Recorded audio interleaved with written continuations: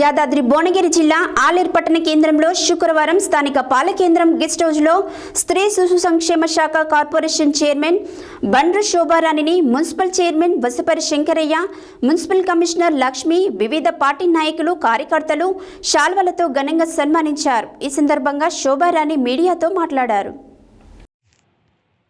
యాదాద్రి భువనగిరి జిల్లా ఆలేరు పట్టణ కేంద్రంలో శుక్రవారం స్థానిక పాలకేంద్రం గెస్ట్ హౌస్లో స్త్రీ శిశు సంక్షేమ శాఖ కార్పొరేషన్ చైర్మన్ బండ్రు శోభారాణిని municipal chairman Vasapari Shankaraiah, municipal commissioner Lakshmi, వివిధ పార్టీ నాయకులు, కార్యకర్తలు శాలువాలతో ఘనంగా సన్మానించారు.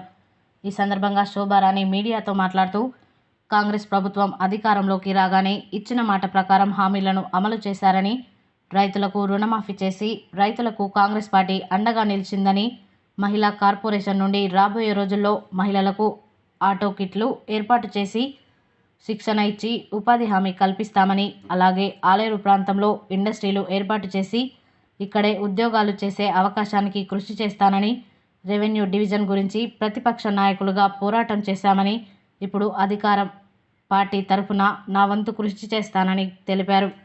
ముఖ్యమంత్రి దృష్టికి తీసుకెళ్లి రెవెన్యూ డివిజన్ను సాధిద్దామని అన్నారు. ఈ కార్యక్రమంలో ఎండి సలీం, మల్రెడ్డి సామిరెడ్డి, కందగట్ల నరేందర్, దడిగే ఇస్తారి, ఆరి రాములు, ఎండి గౌస్, భోగ సంతోష్, రాచల్ల నరసింహులు, బండ శ్రీను, పాము అనిత, రేణుక, గాదపాక దీప తదితరులు పాల్గొన్నారు.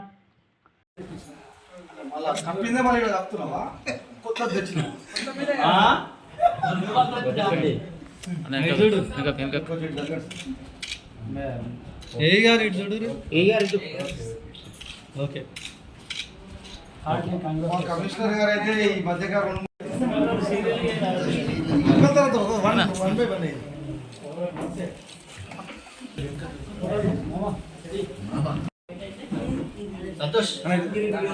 సంవత్సరాల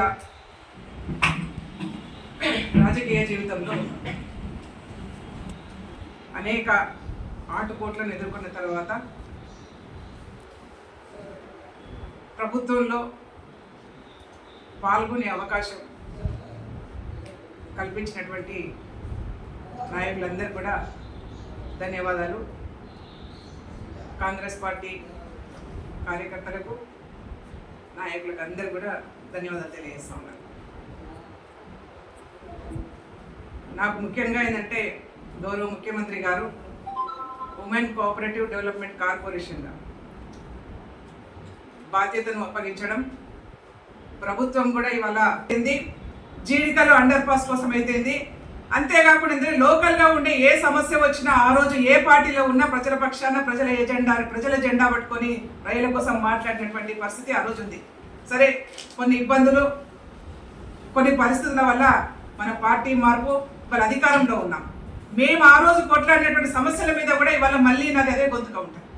ఎక్కడ ఉన్నా సరే ఆలేరు నియోజకవర్గానికి అస్తిత్వం కోల్పోయే పరిస్థితి ప్రమాదమే వస్తే తప్పకుండా బండ్రు శోభారాణిగా ఇవాళ మళ్ళీ అదే గొంతుగానే ఇవాళ మాట్లాడతానని కూడా నేను మీ అందరికి కూడా మాట ఇస్తూ, ఆలేరు రెవెన్యూ డివిజన్, ఎందుకంటే చాలామంది నాకు చాలా ఫోన్ల ద్వారా సలీం కావచ్చు, లేకపోతే ఇంకా చాలామంది మన పర్సనల్ వీరేశం ఇలాంటి వాళ్ళందరూ కూడా ఆలేరు రెవెన్యూ డివిజన్ కావాలని చెప్పేసి ఒక అఖిలపక్షంగా ఏర్పడ్డారు.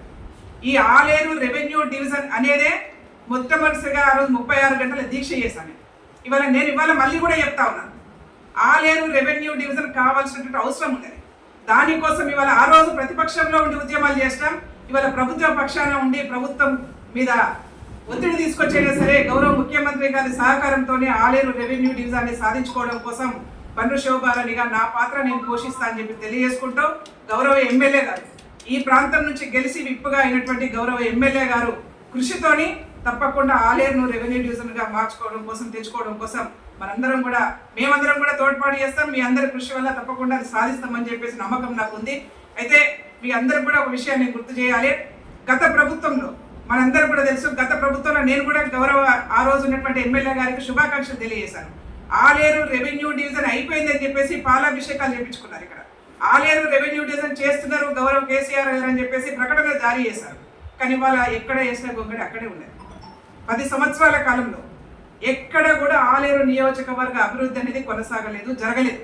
ఇవాళ కాంగ్రెస్ పార్టీ నాయకత్వంలో గౌరవ ఎమ్మెల్యే బీర్లయ్య గారి సహకారంతో గౌరవ ముఖ్యమంత్రి గారి నాయకత్వంలో తప్పకుండా ఆలేరును అభివృద్ధి చేసే ప్రక్రియ మొదలు పెడతా ఉన్నాం. అభివృద్ధి జరుగుతుందనే నమ్మకం నాకు ఈ కాంగ్రెస్ పార్టీ అధికారంలో ఉంది అని కూడా ఈ సందర్భంగా నేను తెలియజేసుకుంటూ మీ అందరూ కూడా శుభాకాంక్షలు తెలియజేయడం కోసం ఒక ఆలేరు ఆడపడుచుగా, ఆలేరు కోడలుగా, ఒక పోరాటాల